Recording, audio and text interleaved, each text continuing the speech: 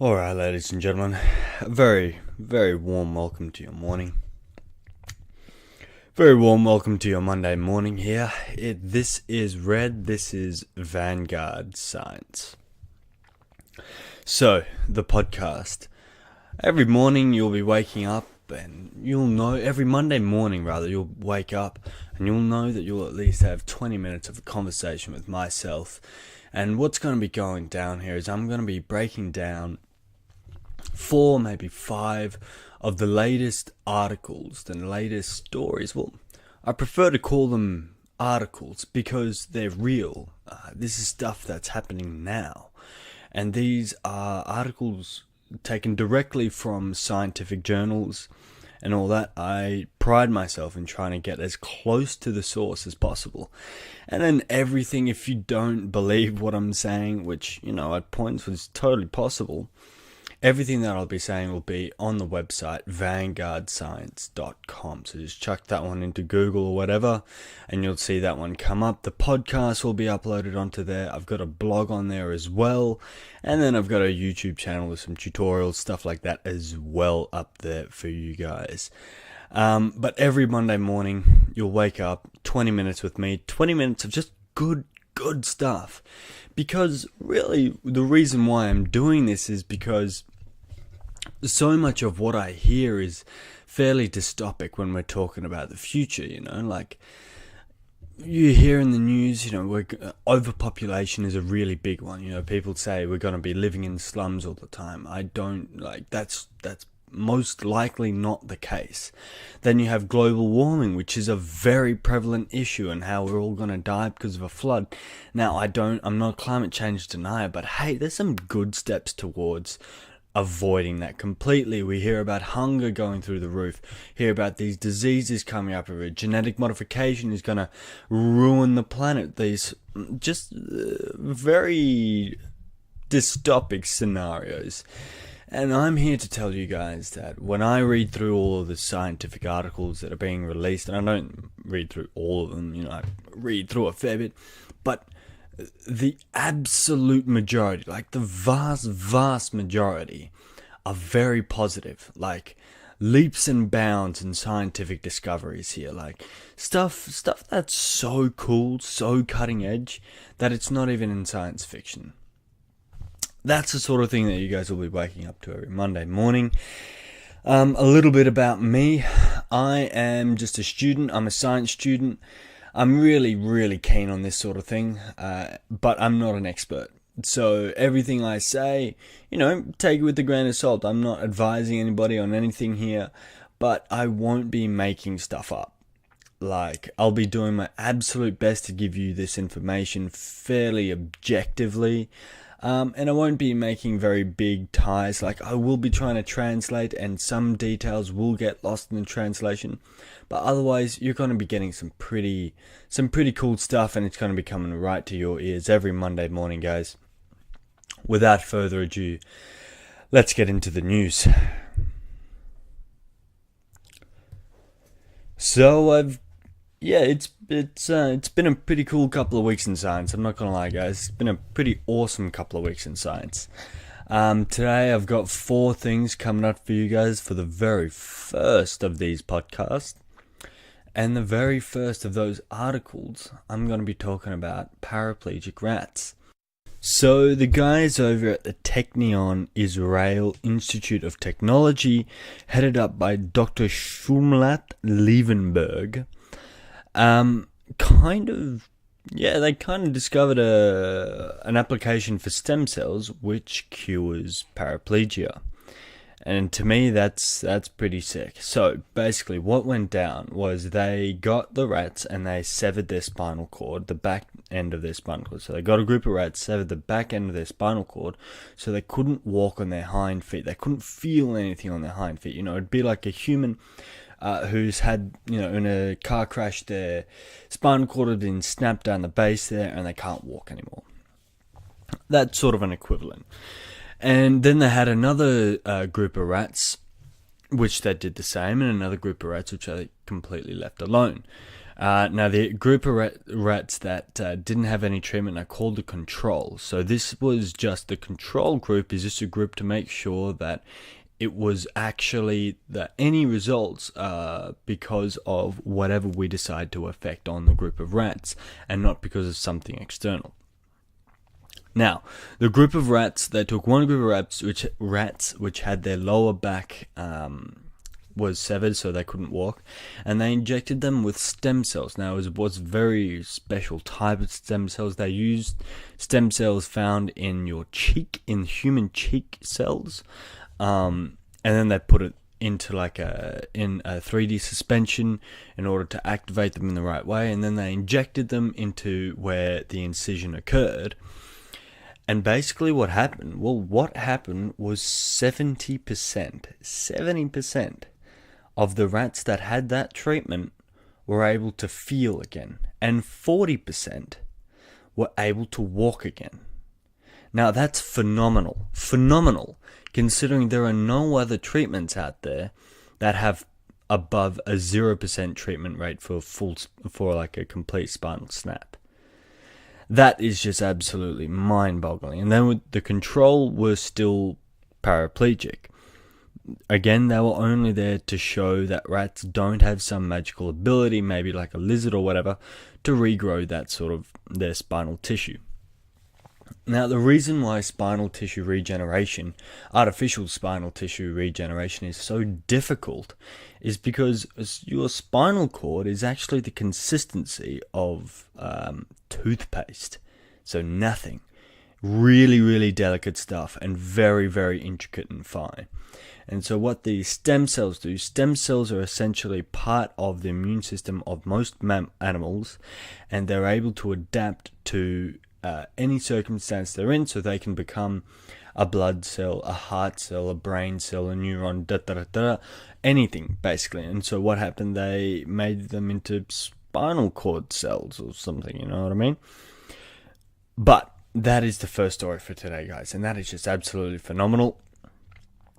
We can't really do that directly with humans as it stands, because we don't know why it only worked for, why did only 40% of the rats walk? Why did 30% not have any results at all, These are some of the issues that they've got to iron out and understand before we can even get to, animal trials, mammal trials and all that.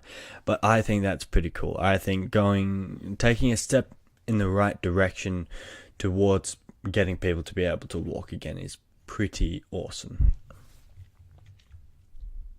Alright, and the second story for today is one on biotechnology.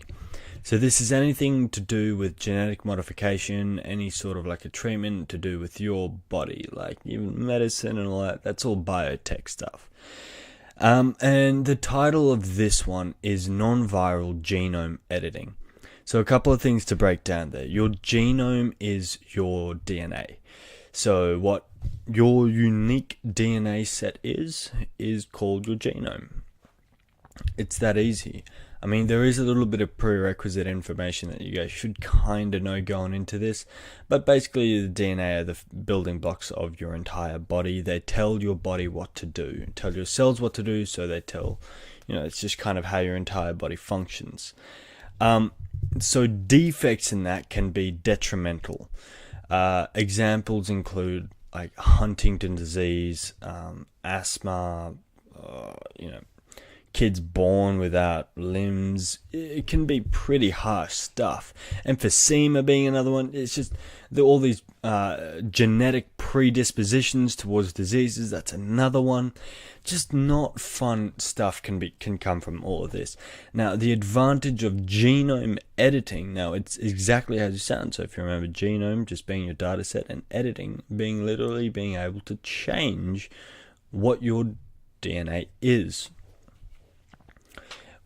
You'd use this in order to ameliorate your circumstances. So to be able to cure somebody of Huntington's disease or something, which is at this point not possible.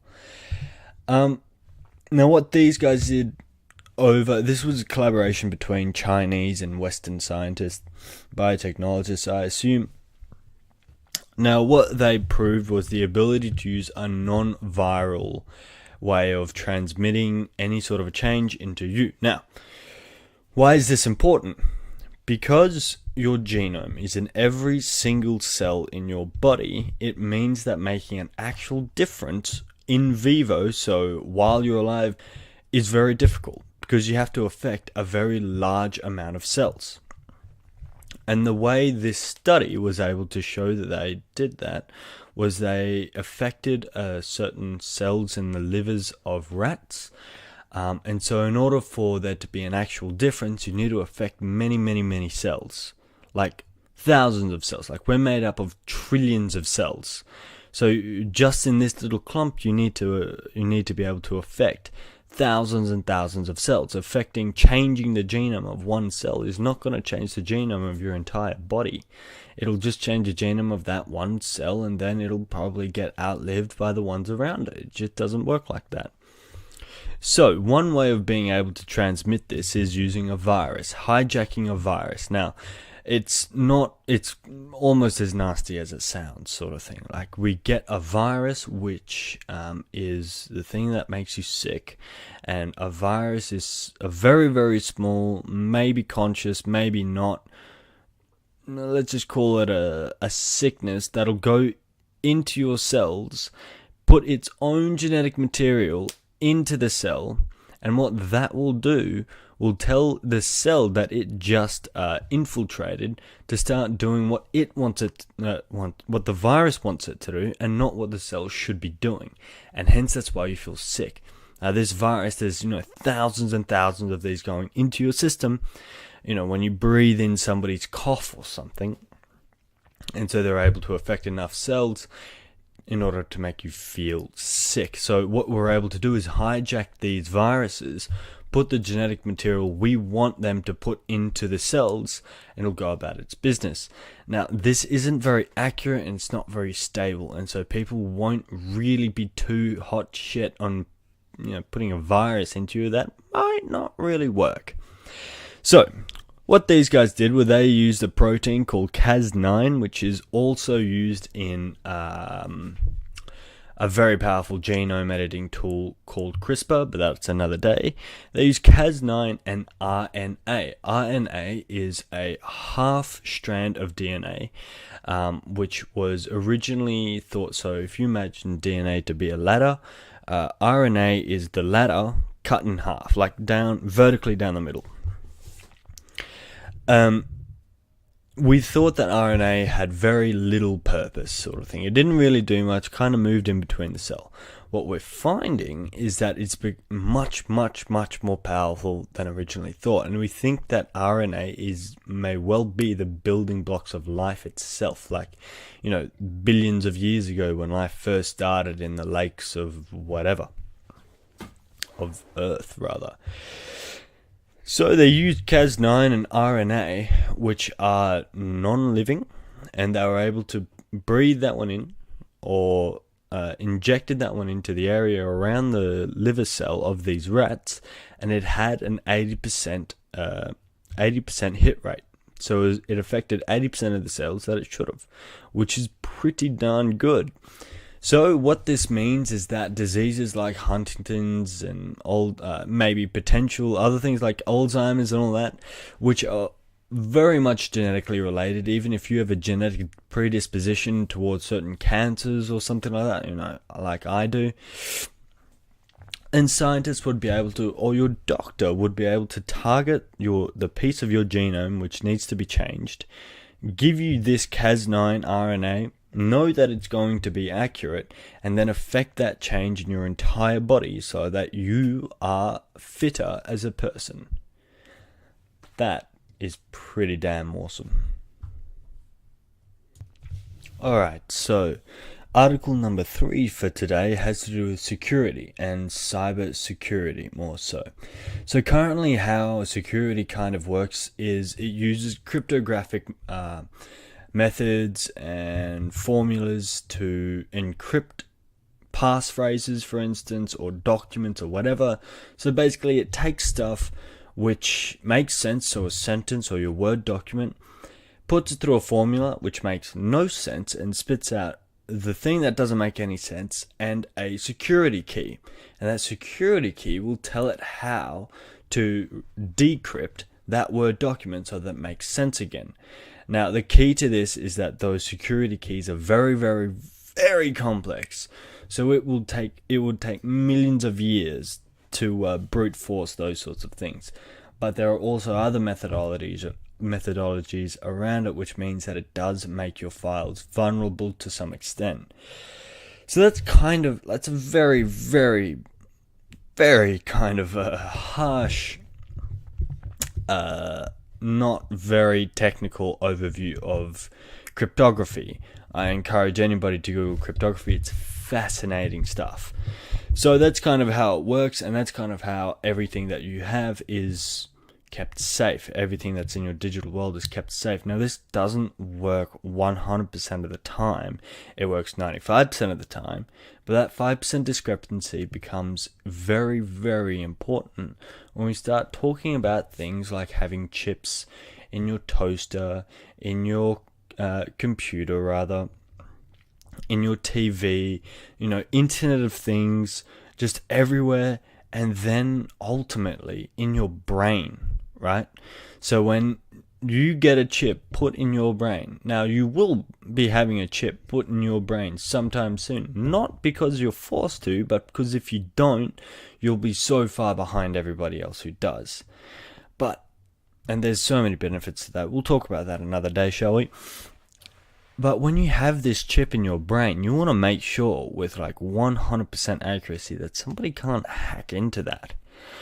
And so there's been a lot of work put towards trying to make this a lot more effective and a lot more safe and secure for this exact reason. But so long as it's still software, so long as it's still code, it still has the potential for it to be hacked. So, what researchers did over at NYU Tandon was they used a physical method to encrypt your data. What they did was they found that a stuff called molybdenum disulfide, MOS2, when it's formed in a completely random fashion. So, think of it like you get a bucket of Legos and you throw the Legos on the floor. The way that those Legos will lay out will be completely random. Now, the way how this applies to MOS2 is that you can think of when you throw these Legos out, those Legos are actually completely connected. And so every time you throw that bucket of Legos out onto the floor, it displays a completely different pattern. Now, they exploited this by being able to embed it into a chip in your computer, for example, or that's what they did at least. And what they do is they fire photons, they fire light at this pattern, at this molybdenum disulfide, and it actually spits out light back. Now, because the configuration of this stuff is completely random, the pattern of light it spits back is completely random as well. So it's intrinsically random. And so you're able to create a key which is completely unique. Naturally unique, or random rather. And so you're able to encrypt, you're able to authenticate your device and encrypt things on that device with pretty damn good efficiency. Now, the reason why I said naturally random was because anything, when you Google something, say, give me a random number, there is still an algorithm behind that dictating how it'll give you a random number. Randomness isn't something which is really very easy to encode at all. Please go out, have a bit of a Google, see what people say about true randomness. It is very, very difficult to pin down. But at least when you have a natural process like the formation of this solid, it makes it less obvious. It makes it less possible for it to be predicted. Because if you're able to go into the back end of an algorithm which spits out a random number, then you're able to figure out what number it'll spit out next. Therefore, it's not random anymore. You can't really do that when it's on an atomic level. And you definitely can't do that when it's embedded into somebody's chipboard. If I'm a hacker, or if you're a hacker trying to get into my computer, you can't do that because you have to get into the chip board before getting into the computer, which makes it very, very difficult. So shout out to NYU Tandon. That's some pretty awesome stuff there, making some leaps and bounds in security for your phone, your toaster, and ultimately your brain. Alright, so the final article for today is something which is very important to me, and that's artificial intelligence. This is basically what I'm studying for. It's what I find the most interesting, and it's what I think really is going to be the future for everybody, and it's going to be, beneficial. So, this article comes from the guys over at OpenAI. For those who don't know, OpenAI is Elon Musk's funded AI research project. Google has something similar of its own, Google DeepMind. The difference is that OpenAI is, as it says, it's all open source. So everything it codes is open to everybody. The reason they wanted to do this is in order to keep it safe, so that people could look at them, could know what they're doing, and they need to keep the trust of the public in order to continue their research in AI, because the stakes are pretty sky high when it comes to AI. But we'll talk about that another day. This stuff is pretty harmless that we're going to be talking about. What these guys did is they developed an AI which was able to learn how to wrestle. Although this may sound a little bit weird, it's legit, right? So OpenAI have a blog that they update every sometimes, and what they show on their blog today was this video. It's like a video of these two spiders, they call them, but they don't really look like real spiders, but they fight. One's got 4 legs, one's got 6. The ones with 4 legs has an algorithm attached to it in which it learns every time it fights something new. Now, this is something that is very familiar. This is AI at its very core, is that it keeps having a go at something, learning why it failed or why it succeeded, and then going back and improving that strategy. And so this red one, which only had the 4 legs, but it had this algorithm attached to it in which it would learn how to fight this stronger spider, which had 6 legs. Now, it fails a couple of times, and they smash into each other. It's a little bit funny. I'll link it all in the blog, obviously, but they kind of smash into each other, and then they flip it. Eventually, the green one flips over the red one. It does that a couple times, but eventually the red one will flip over the green one because it learned from its previous iterations. It used this by OpenAI's meta-learning algorithm. So meta-learning just means that it fought a ton of times, in order to learn how to do this stuff. In order to learn how to beat the green one. What this means is, well, the way I see it going forward is that we'll be seeing some pretty serious revelations in the field of sport. Now, why do I say this? What evidence could I possibly bring to the board to say this? Well, OpenAI and Google DeepMind as well, but OpenAI, I'm pretty sure it was, they developed an AI which was able to fight in a game called Dota. It's super hardcore nerdy. I don't play it. I got no idea how it works.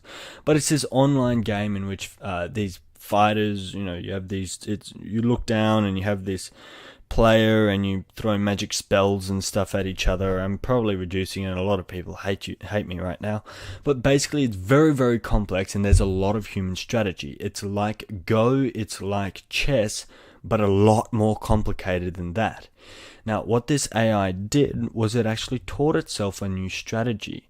And so it got so good to the point where it was able to beat anybody on the planet, even the very best at this game Dota. And you can Google it, Dota 2. I'll actually link it as well, the OpenAI article, in which it beat these players. It beat anybody in a 1v1 match. And the way that it beat these players, this strategy that it employed was completely new. And now it's actually the normal. So all of the players that currently have it, that all of the best players on the planet that have played it or have watched it play, now use this same strategy that the AI discovered for itself.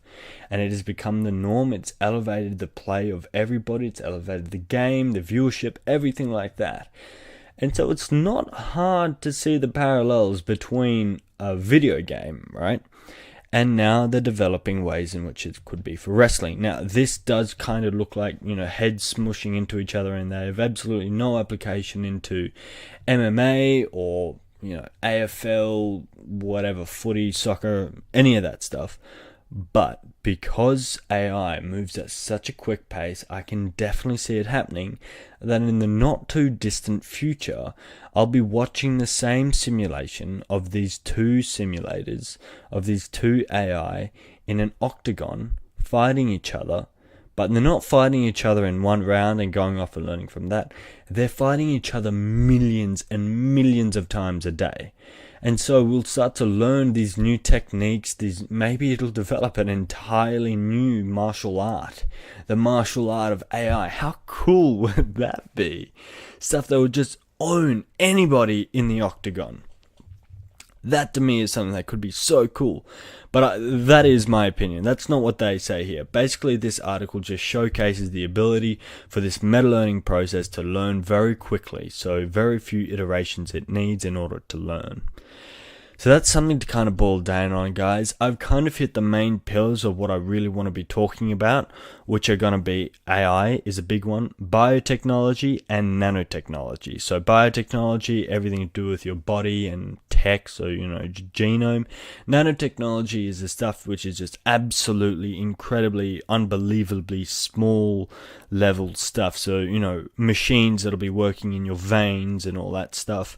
And the stuff I was talking about with cryptography as well, and AI, artificial intelligence, which was what we were talking about just then. So that is the news for today. That is the news for the last week of 2017 leading up into Christmas. Now, next Monday is going to be Christmas, obviously, so I'm going to be publishing the podcast on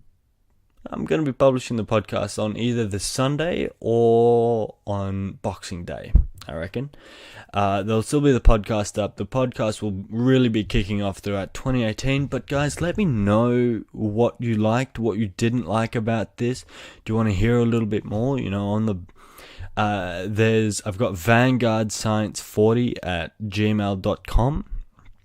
If you want to let me know about anything, if you want to hear more about anything or anything like that, just let me know, please. Now, come 2018, there'll be a second part to this podcast as well, in which the back 40 minutes of the podcast, I'll be talking about a tech concept in a little bit more depth. So I'll be talking about biotech in a little bit more depth. I'll talk about AI, talking about Bitcoin, all these different things in a little bit more depth. So that's just there for you guys who want to hear, who want to understand a little bit more about these things.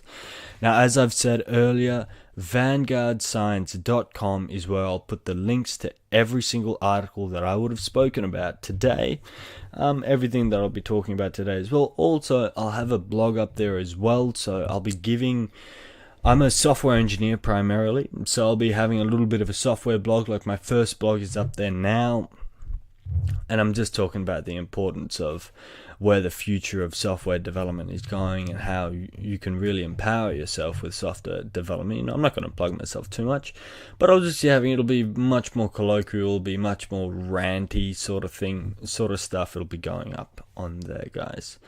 So vanguardscience.com was that, but it's been an absolute pleasure, guys, and I'll see you at the next one.